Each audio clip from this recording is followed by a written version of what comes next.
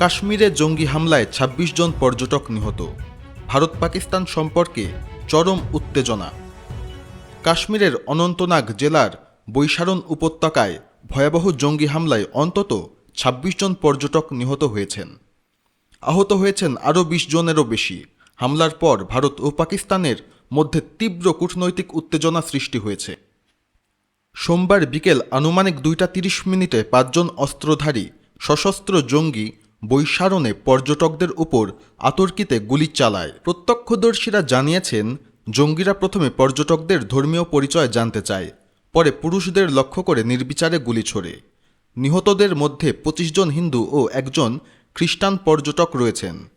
এ সময় সাহসিকতার সঙ্গে প্রতিরোধের চেষ্টা করে প্রাণ হারান এক স্থানীয় মুসলিম পরিচালক। কাশ্মীর পুলিশের এক কর্মকর্তা জানান, এটি সাম্প্রতিক সময়ের মধ্যে সবচেয়ে বড় সন্ত্রাসী হামলা। হতাহতদের অধিকাংশই বাইরের রাজ্য থেকে আসা পর্যটক। পাকিস্তান ভিত্তিক সংগঠন দ্য রেজিস্ট্যান্স ফ্রন্ট TRF প্রথমে হামলার দায় স্বীকার করলেও পরে তারা দাবি করে যে এটি তাদের পক্ষ থেকে ভুলক্রমে প্রকাশ করা হয়েছিল। ভারতের জাতীয় তদন্ত সংস্থা NIA হামলার তদন্ত শুরু করেছে এবং সন্দেহভাজন ৩ জঙ্গির স্কেচ প্রকাশ করেছে। ২ জনের পাকিস্তানি নাগরিক হওয়ার সম্ভাবনা রয়েছে বলে তদন্ত সূত্রে জানা গেছে। কাশ্মীর জুড়ে নিরাপত্তা বাহিনী অভিযান চালাচ্ছে এবং পুরো অঞ্চল জুড়ে নিরাপত্তা সর্বোচ্চ পর্যায়ে উন্নীত করা হয়েছে। হামলার পরপরই ভারত কড়া পদক্ষেপ গ্রহণ করেছে।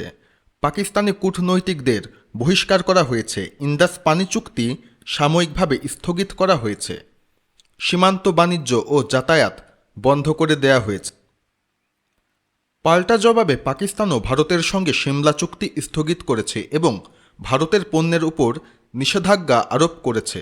আকাশপথেও সংযোগ স্থগিত করা হয়েছে।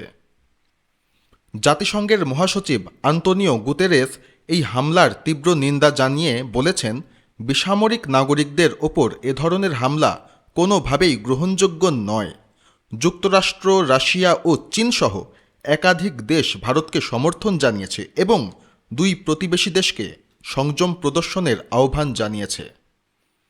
কাশ্মীরের মুখ্যমন্ত্রী ওমর আবদুল্লাহ এক বিবৃতিতে বলেন, শুধু সামরিক শক্তি দিয়ে সমস্যার সমাধান হবে না, দরকার রাজনৈতিক সংলাপ ও আস্থা ফিরিয়ে আনার উদ্যোগ।